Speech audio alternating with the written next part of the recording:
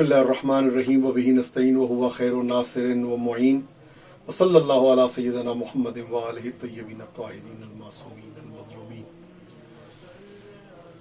कदम ब कदम करबला के सिलसिले को आगे बढ़ाते हुए आले मोहम्मद का लुटा हुआ काफिला जिस वक्त कूफे में पहुंचा है, और कूफा वो है कि आले मोहम्मद के अंसार भी इधर से बहुत ज्यादा हैं और बेवफाई भी कूफियों की मशहूर व मारूफ है।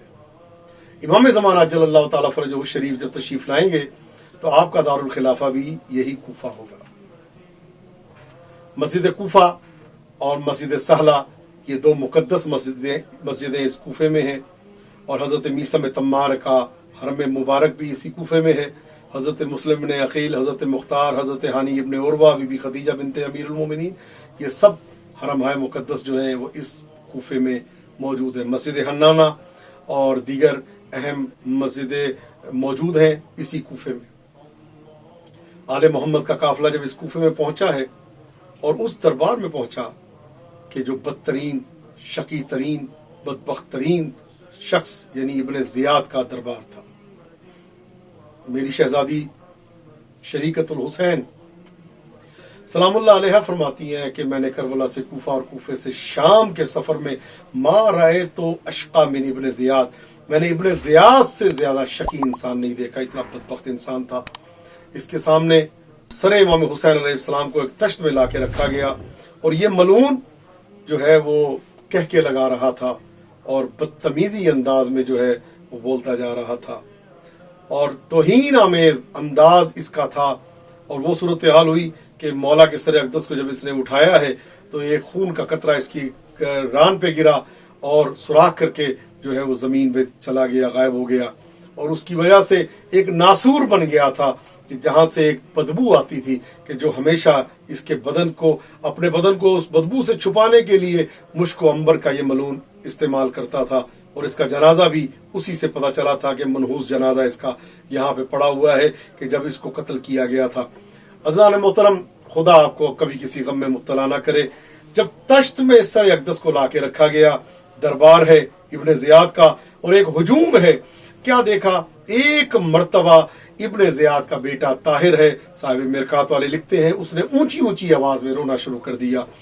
तो इब्न जियाद कहता है, बेटा आप क्यों रो रहे हो, आपको तो खुश होना चाहिए कि हमने उनको कत्ल कर दिया और उनके अहले बैत को असीर करके लेके आए हैं, तो आप क्यों रो रहे हो। तो बेटा कहता है कि अगर जो मैंने देखा है वो तुम देखते तो तुम भी रोना शुरू कर देते।